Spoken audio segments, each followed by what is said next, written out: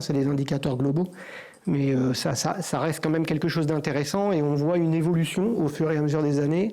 J'aurais dû mettre l'indicateur général de l'ensemble des pays.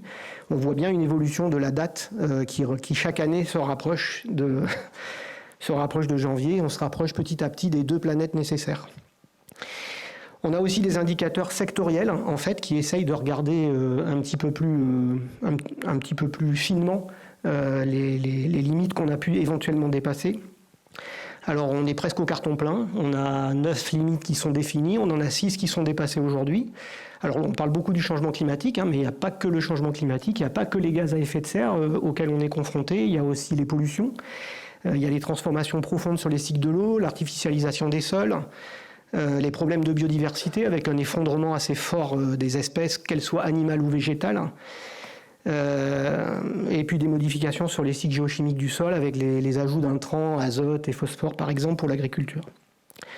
Donc voilà, globalement on est sur une situation qui est assez tendue. Je ne vais pas revenir là-dessus, on en a parlé ce matin. Le seul truc important peut-être c'est de savoir qu'il y a à peu près 3 millions d'années, on avait un taux de CO2 qui était à peu près comparable à ce qu'on avait aujourd'hui et le niveau des mers était 15 à 20 mètres plus haut avec des températures de 3 à 5 degrés supérieures. Donc ça, c'est les études paléontologiques, je ne sais pas si c'est le bon mot, mais... Donc en tout cas, je ne sais pas si ça répond aux questions qu'on a pu avoir ce matin, mais avec le même taux de CO2 dans l'histoire, il y a des exemples qui montrent que c'était beaucoup plus haut. Donc ça, c'est nos émissions de CO2 et les courbes qu'il faudrait respecter. Ça, c'est la projection de croissance du numérique. D'accord ? Donc, bon, je pense qu'il n'y a pas besoin que je commande plus à ce stade-là, mais... on voit que ce n'est pas tout à fait compatible. Donc le numérique, comme les autres secteurs, va devoir faire des efforts pour limiter ses impacts. Et là, on ne parle que de gaz à effet de serre. Je vais vous montrer que sur les limites planétaires dont j'ai parlé tout à l'heure, le numérique impacte également ce genre de limites. Alors la biodiversité, en général, quand je fais cette présentation, je vais quand même passer assez vite là-dessus. Donc la biodiversité, c'est pareil. Les causes humaines, elles sont bien connues.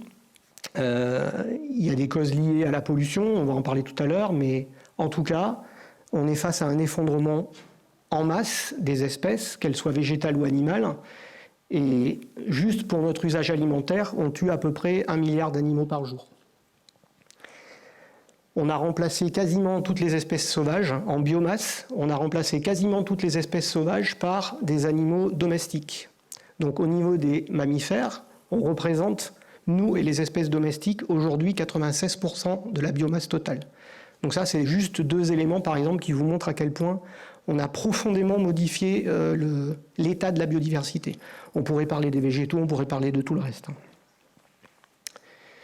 Donc ça, là non plus, je ne vais pas revenir dessus, on en a parlé abondamment ce matin. Le cycle de l'eau est perturbé, on a des accélérations de la montée des eaux, 10% de la population concernée, menaces existentielles directes sur les gens qui sont sur des états insulaires, c'est le GIEC, les glaces polaires, donc avec des facteurs 4 au lieu de 2. Jusqu'à présent, on pensait que ça se réchauffait 2 fois plus vite que le reste de la planète, mais en fait, c'est plutôt des facteurs 4 aujourd'hui, avec des zones assez importantes de glace qui menacent de se détacher et dont on ne s'attendait pas à ce que ça soit le cas, puisqu'elles sont creusées par-dessous, en fait.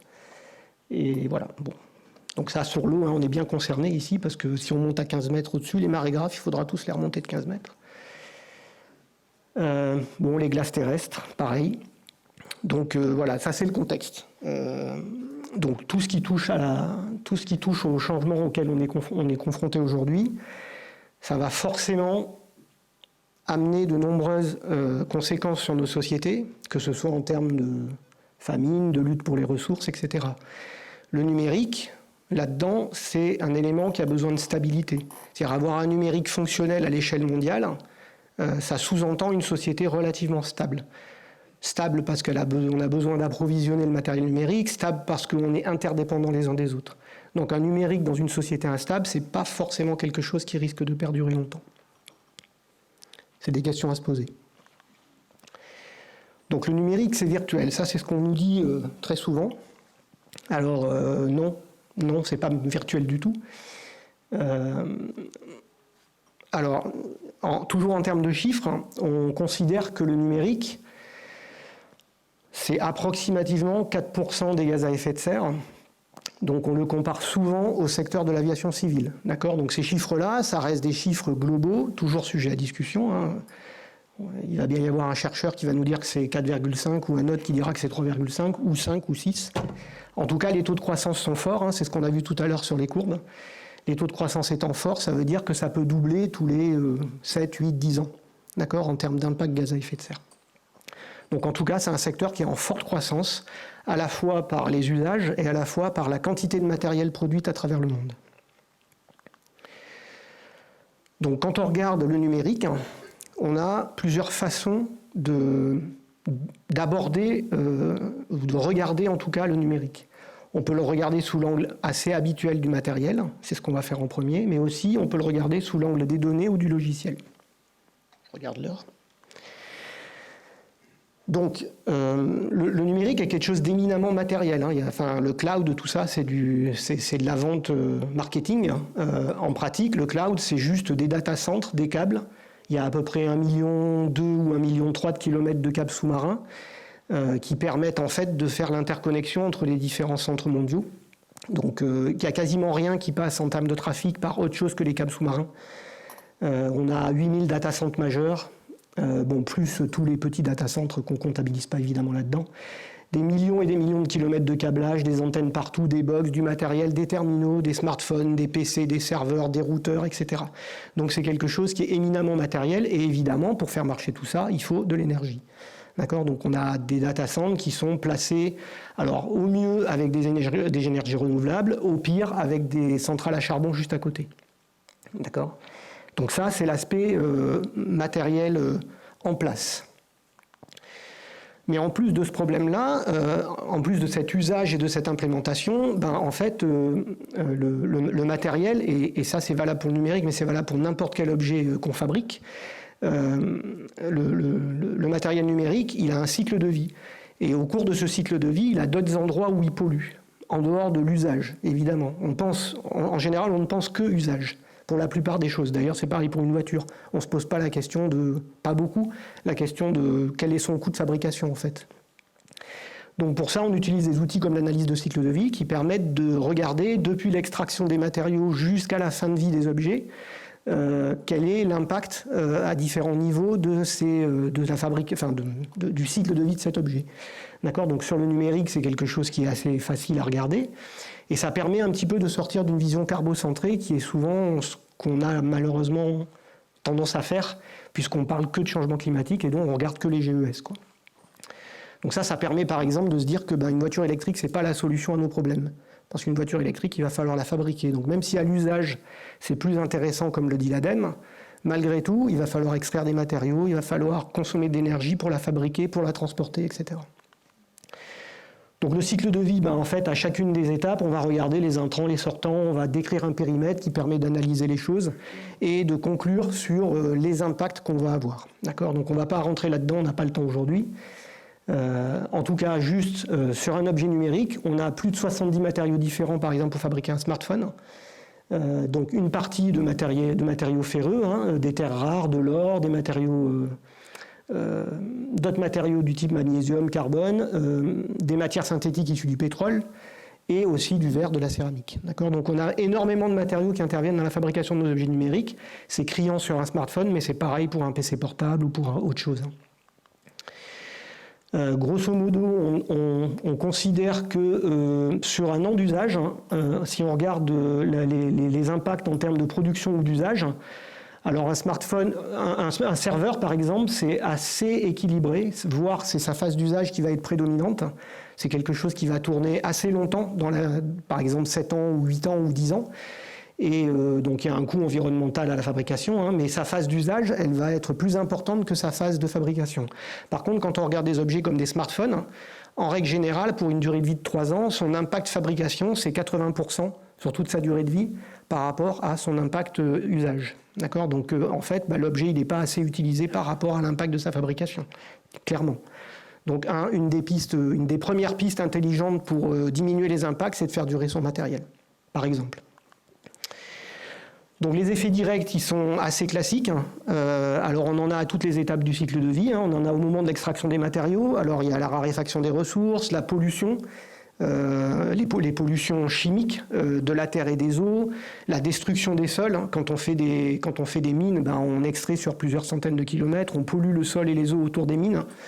Je rappelle que l'industrie minière, c'est une des industries, doit être la deuxième la plus polluante au monde.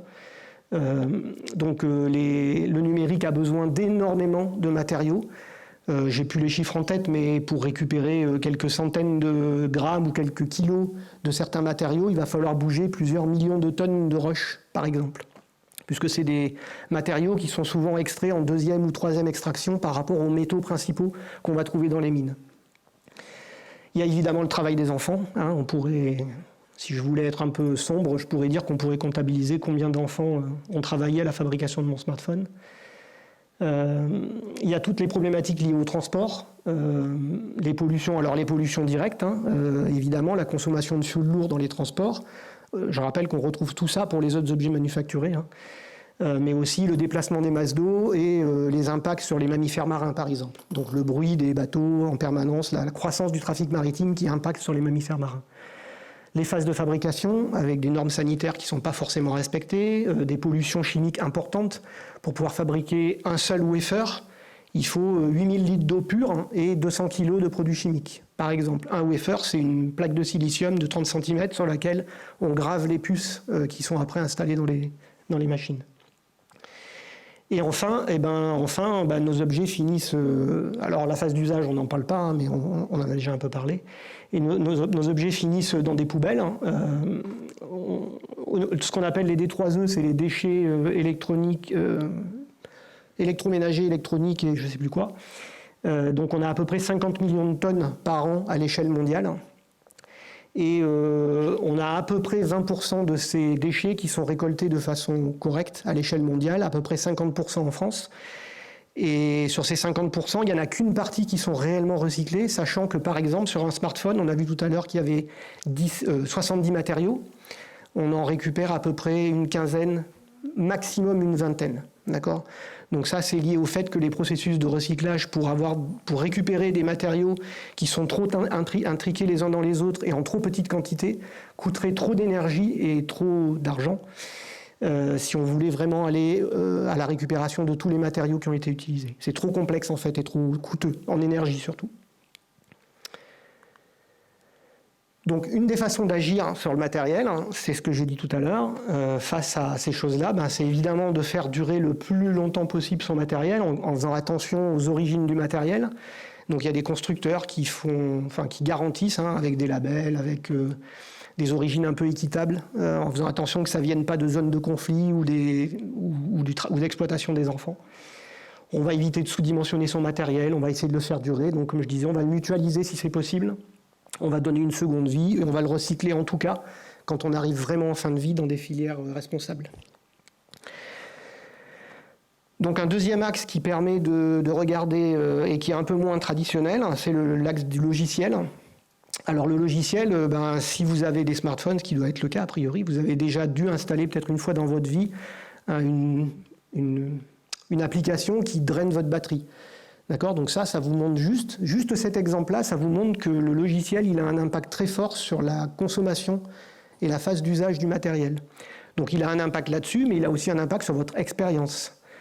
Un logiciel mal conçu, qui vous abreuve de publicité ou qui est mal pensé, vous donnera une expérience numérique qui n'est pas favorable et qui ne répondra pas aux attentes et aux besoins. D'accord ? Donc la publicité, voilà, c'est ce que j'ai dit. Donc on va aussi avoir une tendance à l'obésité des logiciels. Ça, c'est lié à la course matérielle. Le fait que le matériel progresse extrêmement vite fait qu'on ne se préoccupe pas beaucoup d'éco-concevoir les logiciels. Donc on va se contenter de laisser grossir les logiciels, et ces logiciels qui grossissent, ils auront des performances qui ne seront jamais très bonnes, parce qu'on s'appuie sur la puissance du matériel pour compenser le fait qu'on développe un peu salement les logiciels. Donc on va avoir effectivement tout un tas d'impacts relativement directs, mais pas que des impacts directs évidemment.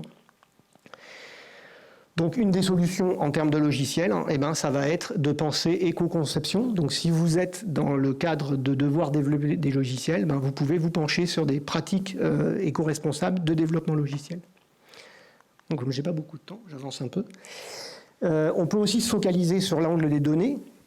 La donnée, c'est certainement la partie la plus immatérielle, hein, c'est celle qu'on ne peut pas toucher, en fait, c'est vrai. La donnée, elle a aussi un cycle de vie en soi. Elle est créée à un moment donné, elle est utilisée, et puis elle va être archivée, et puis peut-être réutilisée, voire jetée si elle est plus nécessaire. D'accord ? Donc en fonction de ces positions dans le cycle de vie, on va pouvoir agir là aussi de façon intelligente pour éviter de consommer trop d'énergie à la stocker ou de consommer trop d'énergie à la déplacer d'un endroit à l'autre à travers le réseau. Parce que chaque fois qu'on utilise de la donnée qui est distante, eh ben forcément on fait transiter de l'information et on ne sait même pas forcément par où passe cette information. Donc c'est par exemple pour ça que c'est très difficile d'estimer l'impact du transport de la donnée. Par exemple, si on vous dit l'impact d'un mail c'est tant de grammes CO2, bon ça c'est un peu pipeau quoi, parce que enfin pipeau. C'est quelque chose de moyenné. En fait, voilà, votre mail, vous ne savez pas où il passe, ça va dépendre de sa taille, ça va dépendre à combien de personnes vous l'envoyez, etc. Et le mail, en plus, c'est dérisoire par rapport au reste des volumes. Oui, voilà. Donc, en gros, à l'heure d'aujourd'hui, on considère qu'une grande partie du trafic, c'est la vidéo, pardon, pas la visioconférence, mais c'est la vidéo de façon générale. Donc l'essentiel du trafic et du dimensionnement d'ailleurs de l'infrastructure numérique est lié à l'usage vidéo du numérique. Donc évidemment, hein, encore une fois, on est sur quelque chose qui est en croissance permanente. Donc on revient à ce qu'on a dit tout à l'heure, il y a des limites, on ne peut pas croître de manière infinie dans un monde fini. Il y a un moment donné où on ne va pas pouvoir absorber une croissance permanente de la volumétrie de données parce que cette croissance-là, elle engendre une course matérielle en transport, en stockage, en traitement. D'accord ? Et derrière, plus on veut traiter plus de données, ben on va devoir faire appel à un centre de données Google, à 2 centres de données Google, à 3 centres de données Google, à l'IDRIS, etc. On a tout un tas d'effets indirects aussi, hein, on n'a pas le temps d'en parler là, mais pour tout ce qui concerne la manipulation, l'usage des données est indispensable à partir du moment où on veut manipuler les gens. C'est grâce à nos données personnelles que nous offrons à nos différents providers qui sont capables de manipuler nos comportements. C'est grâce à l'ensemble des données de surveillance qu'on va pouvoir surveiller les populations, comme on peut le voir en Chine aujourd'hui par exemple. Et il y a évidemment tout un tas d'enjeux de pouvoir derrière ça. Voilà, donc là on revient un petit peu sur la même chose, hein. Donc dans le top 10 des applications, vous voyez que le mail n'apparaît même pas, hein. Donc si on regarde le top 10 des quantités de trafic de données, il n'y a même pas le mail. Donc c'est le web, le jeu et le streaming, plus les réseaux sociaux essentiellement, qui tiennent l'essentiel de la consommation de données. Bon. Les pistes, alors je vais parler que d'une seule, hein, je vais parler de cette partie-là. Donc on a plein de petits éléments hein, pour s'aider à ne pas donner nos données personnelles, à limiter les flux de données, etc. Il y a un point qui est intéressant et important, c'est la partie open data, open science.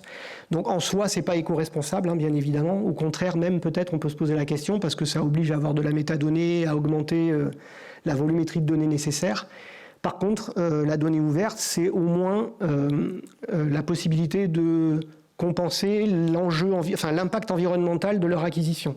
C'est-à-dire que faire une campagne bateau ou une campagne satellite, ça a un coût environnemental indéniable. Et ne pas perdre les données qui ont été acquises, c'est peut-être quelque chose d'important. Et donc, ce n'est pas une réponse en soi qui soit éco-responsable, c'est juste une réponse qui me paraît être une réponse à l'impact environnemental de l'acquisition de la donnée. Donc je pense que d'aller au bout de la démarche, d'avoir fait cette acquisition, c'est au moins de faire en sorte que cette donnée soit ouverte et accessible pour les utilisations futures. Alors, en plus de tous ces effets-là, on a un grand nombre d'effets indirects. Alors, il y a des effets indirects qu'on considère souvent comme positifs, c'est-à-dire que le numérique est taxé d'un outil merveilleux pour améliorer l'efficacité énergétique des autres secteurs. On va voir qu'il y a ça peut se discuter. Mais il y a aussi tout un tas d'effets indirects, comme l'obsolescence programmée ou pas. Donc l'obsolescence, elle peut être liée à soit une volonté explicite des fabricants, soit simplement parce que le matériel ne peut plus supporter une version logicielle. Alors on peut dire que c'est encore explicite du fabricant, mais ça peut être même des options marketing, c'est-à-dire que ce smartphone il consomme 2 fois moins que le précédent, vous n'allez quand même pas ne pas acheter ça et faire un geste pour la planète. D'accord, donc là on est dans le greenwashing bien sûr, mais n'empêche que on est abreuvé de ce genre de choses. Donc l'obsolescence c'est quelque chose dans le numérique qui est particulièrement exacerbé par rapport à d'autres secteurs. La dématérialisation, c'est un échec. Enfin, je ne crois pas qu'il y ait quelqu'un qui puisse douter que ce soit un échec de parler de dématérialisation, sachant qu'on n'a jamais autant imprimé de papier et qu'il suffit d'imprimer une seule fois dans un process dématérialisé pour le mettre à genoux, alors que déjà le process dématérialisé en lui-même est peut-être déjà plus consommateur que le papier. Mais en tout cas, on sait qu'on consomme beaucoup de papier encore aujourd'hui. Il y a des problèmes de fracture numérique ou liés à la santé de façon plus directe à l'usage. Des problèmes d'addiction aussi, sur les enfants notamment. Concernant l'efficacité énergétique, il y a ce qu'on appelle l'effet rebond, qui est peut-être pas toujours très connu. L'effet rebond, c'est un effet qui... alors je vais vous donner un exemple qui n'a rien à voir avec le numérique, mais par exemple, vous allez décider d'isoler votre maison. Jusqu'à présent, vous chauffiez votre maison à 19 degrés, ça vous coûtait 1 000 € par an. Les chiffres sont bidons, c'est juste pour l'idée. Donc vous allez isoler votre maison et en fait vous allez changer les fenêtres, mettre une isolation en toiture. Et en fait l'effet rebond c'est vous allez chauffer à 22 parce que vous allez gagner en confort et vous allez dépenser toujours vos 1 000 €. Donc c'est ça l'effet rebond en fait. C'est juste que tout gain d'efficacité énergétique va être contrebalancé par une augmentation de l'usage. Et ça, on le retrouve dans le numérique parce qu'on va, par exemple, déployer la 5G. Et la 5G, elle est soi-disant plus efficace. Alors déjà, c'est probablement en partie vrai, mais pour l'instant, elle ne fait que s'empiler avec les autres. C'est-à-dire qu'on n'obsolète pas pour autant, pour l'instant, la 4G, ni la 3G, ni la 2G. D'accord ? Donc ces technologies sont toujours là. On déploie maintenant la 5G, et la 5G qui est soi-disant plus efficace, elle va juste conduire à une augmentation de l'usage. Et cette augmentation de l'usage, elle va, en règle générale, compenser peu ou prou le gain énergétique qu'on aura eu. Donc les gains d'efficacité énergétique sont rarement gagnés en réalité, ils sont juste compensés par l'usage. Donc un autre exemple, c'est Blablacar aussi, qu'on utilise beaucoup pour ça. C'est super, on va faire du covoiturage et en fait on fait des économies et à la fin de l'année on se paye un voyage en avion, par exemple. Donc on a plein d'effets sociaux. Alors on a des problématiques liées à la concentration, on est sursollicité par nos outils numériques, les mails, les notifications, etc. Si vous avez l'habitude de faire des tâches où ça vous demande de la concentration, vous avez peut-être déjà remarqué qu'au bout d'un certain temps de concentration, si on vous interrompt pour revenir à votre niveau initial de concentration, ça va vous prendre un certain temps. Donc il y a des études qui montrent que ça peut même prendre assez longtemps, jusqu'à une vingtaine de minutes, pour arriver à reconstruire les schémas mentaux qu'on avait en tête et sur lesquels on était concentré. Donc le fait d'être interrompu en permanence, au lieu de mettre 1 heure à faire ce travail-là qui vous demande concentration, vous allez mettre 3 ou 4 heures, par exemple. Donc on a évidemment des problématiques d'addiction. Alors c'est addiction aux réseaux sociaux, c'est fait pour, c'est totalement étudié pour ça. Ça utilise simplement nos biais cognitifs pour nous attacher de façon plus forte à l'utilisation des réseaux, le fait de pouvoir scroller de manière infinie, etc. Donc ça utilise les biais cognitifs humains. On a plein de questions éthiques aussi qui se posent sur l'utilisation des outils numériques. Par exemple, l'intelligence artificielle, donc la surveillance de masse, comme on peut le voir en Chine avec le score social. L'usage militaire, donc aujourd'hui on commence à voir se déployer des drones autonomes capables d'ouvrir le feu sur des humains sans intervention extérieure. D'accord ? Des problématiques de neutralité technologique ou d'affaiblissement démocratique avec les manipulations qu'il peut y avoir à travers les réseaux sociaux. Donc de surveillance et de manipulation avec l'usage de la donnée. Donc le fait de vous inciter à acheter ou consommer telle ou telle chose, alors que vous n'en avez pas forcément envie. Le pouvoir qui est donné aux mains des grands groupes technologiques, les GAFA, mais pas que les GAFA. Il y a aussi les équivalents chinois, dont je crois que j'ai les logos un peu plus loin. Une dilution entre la vie privée et la vie publique aussi, donc une frontière qui se dilue de plus en plus. Évidemment, les orientations de population, les fake news, mais qui vont avec l'affaiblissement démocratique. Donc donc on a un certain nombre de grands groupes technologiques qui, en récupérant de la donnée, acquièrent un pouvoir absolument énorme sur nos sociétés. Alors, en plus de ces effets assez logiques, on va dire, On a également une forme de dépendance et de complexité qui est ajoutée par le numérique. Aujourd'hui, ça devient, par exemple, bientôt, quand on va prendre le métro à Paris, sans smartphone, vous ne pourrez plus le prendre. D'accord ? Donc on ajoute des dépendances et une certaine complexité à l'usage de choses qu'on avait l'habitude d'utiliser de manière différente. On a aussi un phénomène d'accélération très fort. On peut constater, par exemple, les effets pervers des fonctionnements comme le trading haute fréquence, mais en tout cas, sur les aspects financiers, on a vu plusieurs effondrements de bourse avec même des arrêts totaux des cotations boursières liés à des emballements d'algorithmes. On a aussi l'accélération des flux matériels. Donc le fait de pouvoir travailler en flux tendu, on a vu ce que ça donnait avec la crise Covid, sur la gestion des masques, ou le fait d'avoir délocalisé les choses et de pouvoir, quand tout fonctionne bien, obtenir des choses en flux tendu. Dès que ça fonctionne moins bien, la résilience s'effondre, évidemment, puisqu'on est dans une recherche d'efficacité et de performance. En parallèle de ça, on va à l'opposé en général de la résilience qui demande de la multiplicité. D'accord ? Bon, voilà. Je crois que j'ai à peu près tout dit là-dessus. Voilà, donc le numérique, c'est un peu tout ça. Je ne sais pas combien de temps il me reste. Oh, ça va. Donc voilà, donc le numérique, c'est un peu tout ça. C'est donc des effets directs, des effets indirects, des effets globaux. D'accord ? Et face à ça, on a un certain nombre de pistes. Alors pour agir, tout à l'heure, j'ai émaillé de quelques pistes pratiques, histoire de quand même vous donner des solutions et des pistes de réflexion. Mais l'objectif, c'est quand même d'agir de façon un peu plus profonde, parce que l'objectif, c'est d'éviter ça. Alors évidemment, il n'y a pas de réponse simple, parce qu'on est face à quelque chose de complexe. Les choses, elles sont interconnectées. On ne peut pas raisonner en silo en disant...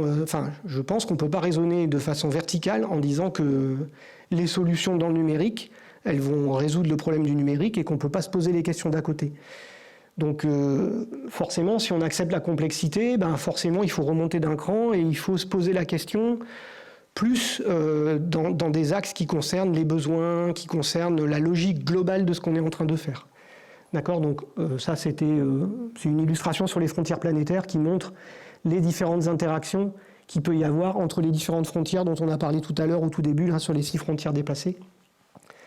Donc on parle de limites ou de frontières, je n'ai pas précisé tout à l'heure, mais on parle plutôt de frontières que de limites aujourd'hui. Parce que les frontières, la limite, ça supposait qu'il y avait un basculement net derrière, alors que ce n'est pas forcément le cas. Donc je pense que c'est important d'intégrer la complexité des choses pour pouvoir réfléchir à ce qu'on est en train de faire et comment on va le faire. Pour pouvoir réfléchir, il faut ralentir. Donc ça, c'est des choses importantes. Mais attention, voilà. Réfléchir, c'est peut-être risqué. Donc une fois qu'on peut réfléchir et ralentir, on va pouvoir revenir à des choses plus classiques. On va pouvoir refuser, réduire, réutiliser, recycler, les 5 R classiques qui s'appliquent parfaitement dans le numérique. Je peux refuser d'acheter du nouveau matériel, je peux réduire l'usage de mon matériel, je peux réutiliser mon matériel ancien, soit pour des doctorants ou des thésards, ou pour des... anciens, on peut discuter, mais soit pour des salles d'ETP par exemple, pour le donner dans une école, bref, il y a plein de solutions, et in fine, on va pouvoir recycler les choses. On va peut-être aussi devoir se pencher sur des notions de sobriété. Alors, il y a quelques temps, quand je faisais ces conférences-là, c'était un gros mot. Maintenant, on a le droit de le dire, c'est déjà super. On a bien progressé.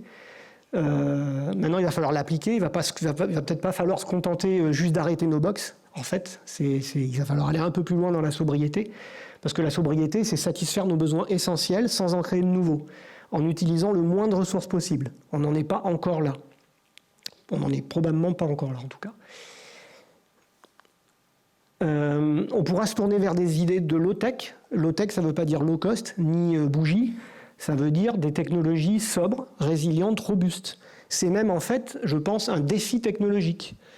Faire de la low-tech avec des vrais outils utilisables, réparables, je pense que c'est loin d'être simple et ce n'est pas quelque chose qu'on a l'habitude de faire jusqu'à présent, où on a plutôt fabriqué des choses qui se jettent facilement.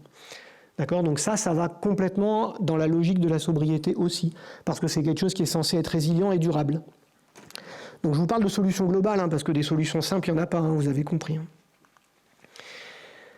Alors, je rajoute aussi ça, hein, pour moi c'est dans la lignée du rapport Meadows, hein, ça a été dit en 72, ça a été dit par plein d'autres gens, il va peut-être falloir se poser des questions de décroissance, plus encore que de sobriété. Celui-là, il est encore gros mot pour l'instant. On sait aujourd'hui que nos activités sont totalement corrélées à la consommation d'énergie fossile. Donc nos activités, enfin la croissance du PIB, les indicateurs financiers qu'on utilise aujourd'hui sont totalement corrélés à la consommation d'énergie fossile. Donc il va peut-être falloir à un moment donné se poser la question de accepter une certaine forme de décroissance, y compris dans des activités de recherche, y compris dans des activités d'enseignement, etc. Faire différemment, en tout cas. Parce que c'est quoi comment ça s'appelle ? Je ne vois pas quel mot donner, mais le portefeuille carbone individuel, là, je ne trouve pas le mot que je veux. Oui, l'empreinte carbone individuelle, merci. Donc l'empreinte carbone individuelle, si on regarde que l'empreinte carbone, hein, on ne parle même pas de bilan matière, on ne parle pas de choses comme ça, on ne parle pas de pollution, on ne parle de rien, mais juste l'empreinte carbone individuelle, c'est censé, soutenable à l'échelle de la planète, c'est censé être 2 tonnes. Pour nous, en France, ici, c'est 10 à peu près. Je ne sais pas les Américains, mais ça doit être 20, 30, quelque chose comme ça. Et l'Indonésien est peut-être à 2 tonnes. Donc ça vous donne une idée de ce qu'on devrait faire. Dans le cadre professionnel, hein, Labo 1.5, qui est un groupe du CNRS qui travaille sur les aspects bilan carbone, a estimé, au vu des enquêtes qu'il avait reçues, que juste le bilan individuel d'une personne de la recherche était à peu près de 5 à 6 tonnes, aspect professionnel. Voilà, ça vous donne une idée du chemin qui reste à parcourir si on voulait descendre à 2 tonnes. Voilà, donc quelque part, on risque de ne pas avoir le choix, soit on va subir ça, soit on va choisir ça et on mettra des choses en œuvre pour le vivre de façon correcte.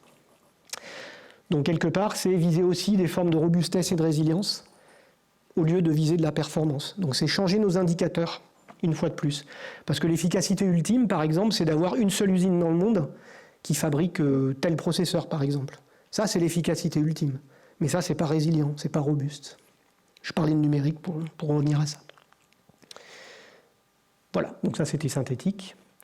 Donc dans le cadre d'une organisation, on revient à ce que je disais un petit peu là, c'est que en termes de part individuelle ou sociétale, sur notre bilan de 10 tonnes, là, on a à peu près 40% dans nos mains en tant qu'individu, 40% avec une part incompressible évidemment, hein, sauf si vous arrêtez, sauf si vous mourrez. Mais si vous continuez à vivre, il faut se nourrir, s'habiller, se loger. Donc ça, c'est presque l'incompressible, j'allais dire. Et après, on a une part collective qui est liée à nos infrastructures, les routes, les hôpitaux, l'industrie, etc. Donc il faut agir sur ces 2 aspects-là. Notre alimentation, notre façon de nous habiller, mais aussi sur notre part collective, en se déplaçant, peut-être en construisant moins de routes, en mettant plus de trains, de transports en commun, etc. Donc on a beaucoup de travail à faire sur la partie collective. Donc ça, c'était voilà. Donc et pour ceux qui sont dans des établissements d'enseignement, il y a un rôle particulier parce que là, on va pouvoir transmettre un certain nombre de choses. Et pour ça, il y a un soutien légal avec la loi Rennes sur la responsabilité environnement et numérique, qui propose tout un tas de pistes d'action avec une obligation d'enseignement sur les aspects environnementaux du numérique, à la fois pour les ingénieurs en développement, mais aussi pour une sensibilisation à tous les niveaux. Ouais. Combien? J'ai encore 10? 2 minutes maximum pour finir, si tu veux avoir le temps de répondre à des questions. Bon, ça, je laisse tomber. Nana. Voilà, donc de façon plus large, on peut... de toute façon, vous aurez la présentation et si vous avez des questions, je serai là.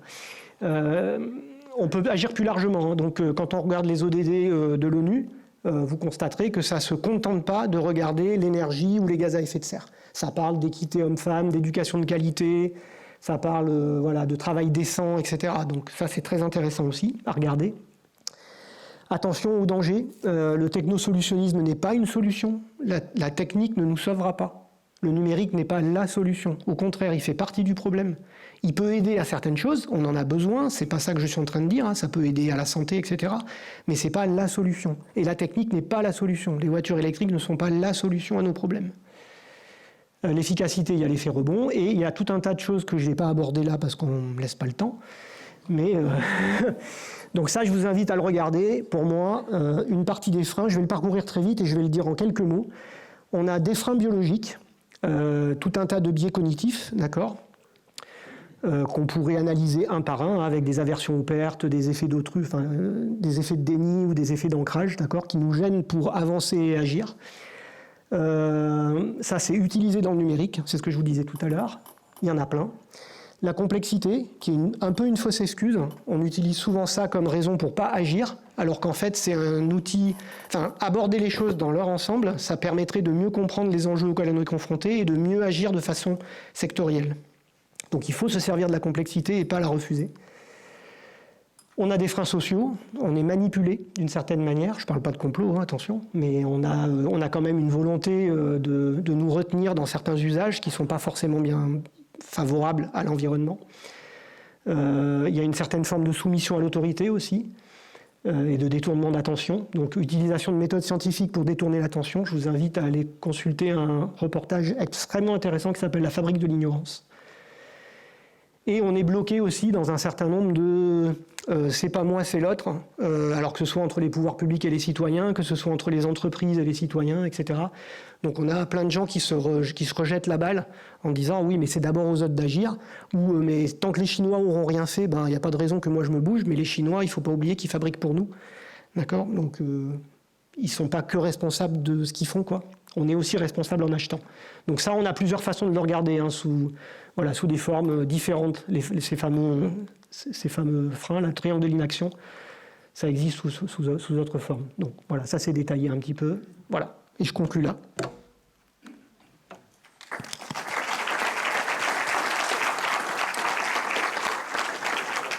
Merci beaucoup Didier pour ta présentation. On va quand même on a un petit peu de retard, mais c'est pas grave parce qu'on va absorber le retard. On a commencé en retard. Et on a commencé en retard en plus, oui. Je viens de le noter, mais on absorbera un peu le retard dans la troisième présentation là. Ça je le sais. Donc on va quand même prendre le temps de prendre une ou deux questions dans la salle ou sur le chat. Sur le chat, non. Dans la salle.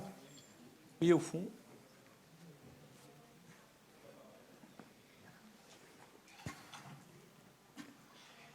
J'ai deux petites questions. La première, on parlait du recyclage à hauteur de 20%, je crois, des matériels numériques. Je voudrais savoir si ce qui n'est pas recyclé, on se donne la possibilité de le recycler plus tard quand les technologies de recyclage seront au point, ou si on met tout ça dans un trou et qu'on n'en entend plus parler. Et la deuxième question, c'est on a une évolution exponentielle du numérique. Est-ce que c'est pris en compte dans les scénarios du GIEC pour les émissions l'augmentation du niveau de la mer ou des températures? Alors sur la première, c'est pas 20% de recyclé, enfin c'est pas 20% de recyclé, hein, c'est 20% de collecté. Donc c'est pas la même chose. Une seule partie de ces 20% sont recyclés. Alors à l'échelle mondiale, tout le reste, il y a beaucoup de choses dont on ne sait pas où elles passent.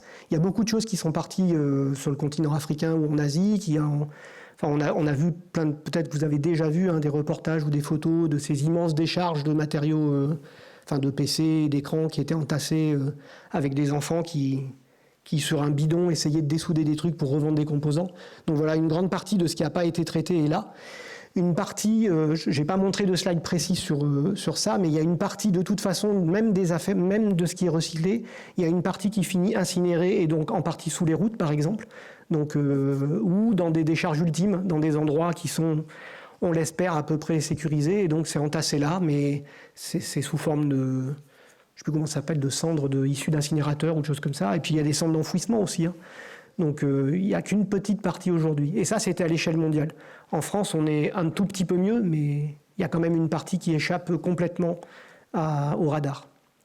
Et la deuxième question, c'était... Ah oui, le numérique, le GIEC. Non, à ma connaissance, je ne crois pas que le GIEC intègre la croissance exponentielle du numérique. Donc non. On a une dernière petite question. Ouais, c'est très rapide. Est-ce qu'il existe au niveau international une organisation sous l'égide de l'ONU, par exemple, comme il y a l'AIEA pour l'énergie atomique ou le GIEC pour le climat ou l'IPBES pour la biodiversité, qui serait en charge de faire des états des lieux et de faire discuter les différents acteurs du numérique sur tous les éléments de la chaîne que vous avez mentionnés? Pas à ma connaissance, non. Non. Mais je ne sais pas tout. Hein. Mais pas à ma connaissance. Bon, là, une toute petite dernière encore. J'ai vu quelqu'un qui trépignait sur son fauteuil. Je voulais juste savoir s'il y avait des études de l'impact numérique du télétravail, par exemple. Oui, il y en a qui ont été faites et l'ADEME en a parlé déjà. Donc il y a eu des résultats publiés. Alors le télétravail, c'est un exemple parfait d'effet rebond en fait. C'est-à-dire que quand on télétravaille, on va augmenter une certaine efficacité. On va diminuer par exemple les déplacements professionnels, mais forcément il va falloir dupliquer du matériel. Donc au mieux, ça va être 2 écrans, un écran à son boulot, un écran à la maison par exemple. Si on a un portable et qu'on se déplace avec un seul portable, mais ça peut être une duplication complète. Ça peut être aussi un achat d'imprimante nécessaire au domicile.